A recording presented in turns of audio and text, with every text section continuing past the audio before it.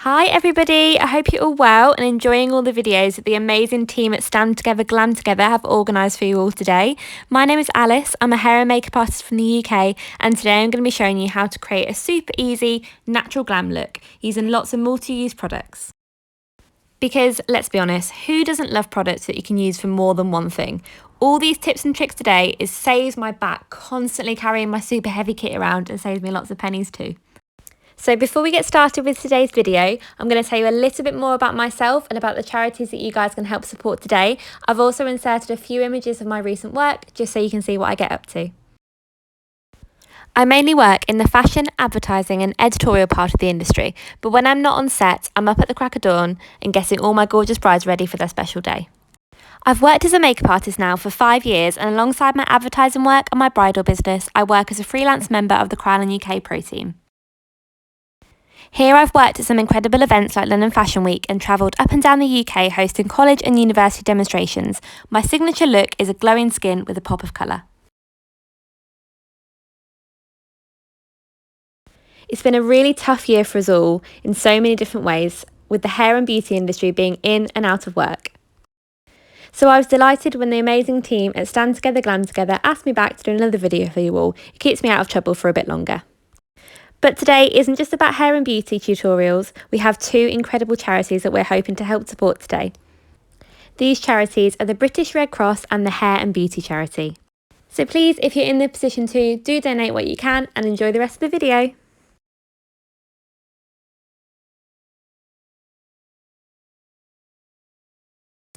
Starting with a simple micellar water, I'm just cleansing the skin of any impurities that might be on there, ensuring there's going to be no oil that's going to disturb the makeup throughout the day. I always like to start with a nice clean base to prep the skin perfectly.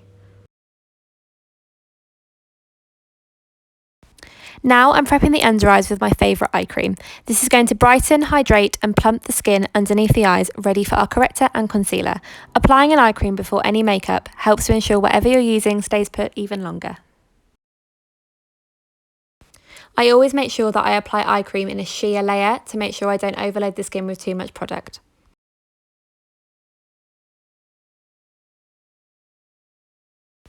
Now for my first multi-use product as my moisturiser and primer, I'm using a cult favourite, the Weleda Skin Food. This is amazing for dry combination skin. It's also great on the body too, particularly hands, feet, elbows and knees, wherever it gets super dry. If you're slightly oilier, just apply a small amount onto the high points of your face. A hydrated base is a good base. I like to focus on hydrating and adding that perfect glow to the skin first. You can always go in with powders and mattify later.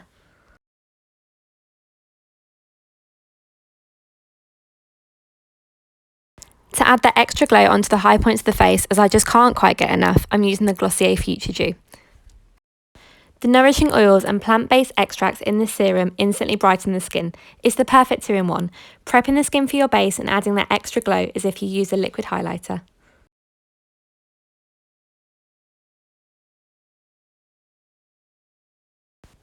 I'm using a foundation that has a medium but buildable coverage. My gorgeous model Chloe has amazing freckles that I don't want to get rid of. When working on the foundation, I like to apply with one brush and blend with another. This is so I don't overload the skin with too much product.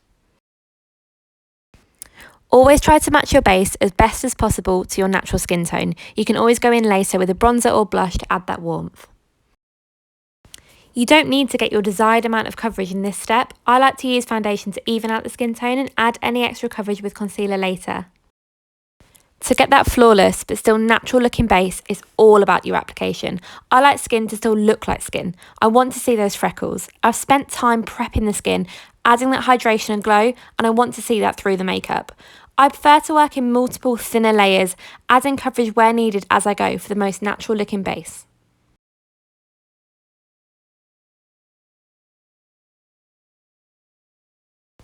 For under the eyes, I'm starting using a peachy toned corrector. This is great for counteracting any darkness underneath the eyes. Notice I'm really focusing this product onto the inner corner of the eyes. This tends to be where we carry the most darkness. If you have a little more discoloration, you could try using an orange shade corrector. This will be a little bit stronger than the peach. Be sure to blend right up to the lash line. We often tend to carry a little redness there too. Applying your corrector here will instantly brighten the under eye.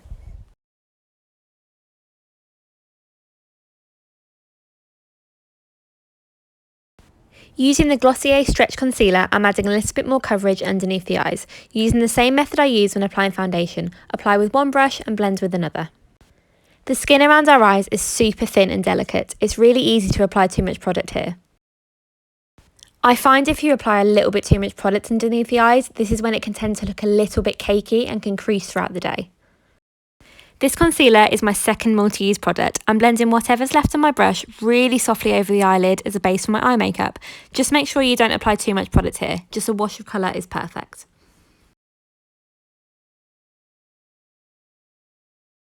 To set the brows into place, we're on to multi-use product number 3, a must-have for everyone's makeup bag, Paw Paw. This incredible balm is great for brows, lips, cuticles, hair and any finishing touches to your makeup. I'm just using a disposable mascara wand to brush a small amount of this through Chloe's brows to keep them in place. As you can see, I'm now using this on the lips too. If you tend to get dry, flaky skin on your lips, mix a little bit of Paw Paw with some sugar and you've made yourself a perfect all-natural lip scrub. Now I'm taking a very fine, slightly cool-toned pencil just to fill in any areas where the hair's a little bit more sparse. To make your brows look as natural as possible, I always like to try and mimic the look of hairs. I'll do this by working in very light, small motions, always drawing in the same direction of the hair. So for the front of the brow, drawing upwards, and as you can see here, for the end and tail of the brow, in the same direction the hair is growing, and always making sure I'm brushing through with a spoolie just to brush out any harsh lines.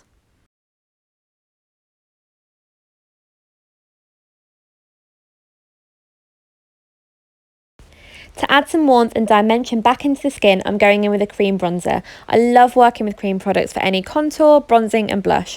They blend easier into the skin, making them easier to work with. They look more natural on camera and in person too.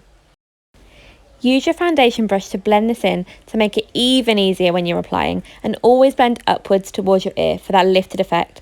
Hopes, dreams, bank balance, contour, always going up. Make sure you take a little bit onto the temples too.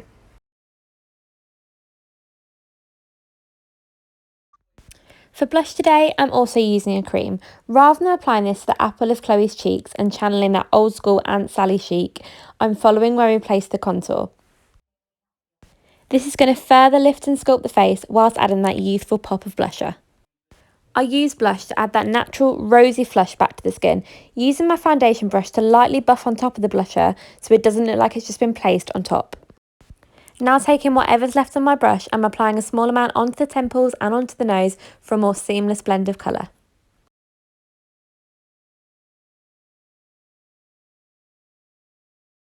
So onto multi-use product number 4 is one we used earlier for our cream bronzer. A cream or powder bronzer is amazing for eyeshadow. It helps tie your eye makeup into the rest of the skin. Using cream eyeshadows is a great idea for those of you that struggle to get that nice seamless blend. Whatever colour I'm using throughout the crease of the eye, I always like to take a little bit underneath the eye too. Now, using a cream eyeshadow, I'm placing this all the way over the eyelid, further emphasising the eyes and adding a pop of shimmer. This is my super easy go-to eyeshadow look with 2 products. You don't need to break the bank to look glam. You can also place a small amount of this under the eyebrow too.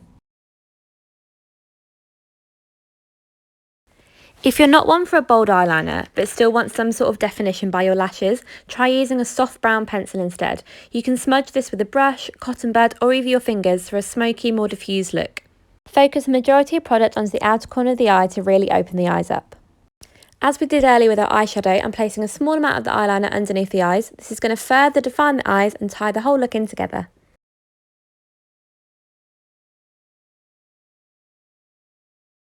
Using a volumizing mascara, I'm coating the lashes from root to tip. You can opt for a brown mascara if you prefer. We curled the lashes first for the ultimate curl and volume. Now that we're finished with the eyes, I'm taking a finely milled translucent setting powder to set underneath the eyes and any areas that I want to knock back any excess shine. Try not to over powder the face and only powder in areas that you want to mattify. This is going to preserve the gorgeous glow that we created earlier.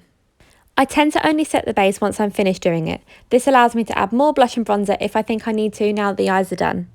This also allows me to have complete control of my base to buff out any creases. Remember, never powder a crease, always smooth it out first. Onto the lips, I'm using the multi-use product you saw me use earlier on the cheeks. I love using the same colour or tone on the cheeks and the lips. It gives such a nice balance to the look. I think most of us makeup lovers have way more lipsticks than anything else we own, which means you have so many cream blushes too. The lipsticks with a creamy finish make the best blushes. To finish, we're, of course, adding that last little bit of glow. I'm using the Krylon Shimmering Event Foundation here. This is an absolute kit staple for me because I can use it in so many different ways. It's great before foundation as a glowy base. Mix it with a foundation that you love that might be a little bit too matte. Use as a highlighter. It's amazing on the body too for that perfect J-Lo glow. So as you can see, I'm just finishing this look by applying it mainly onto the high points of my face, applying with one brush and blending with another so I get a nice seamless finish. Cheekbones, underneath the brow, a little bit on the cupid's bow, on the temples and tip of the nose. When you're choosing a highlighter for a look like this, try and avoid anything with too much glitter in it. Pick one that's got more of a sheen instead. Don't get me wrong, I love a glow, as I'm sure you can tell, but choose a highlighter with a more natural sheen rather than any chunky glitters. These are super flattering and will look gorgeous when the sun hits your skin.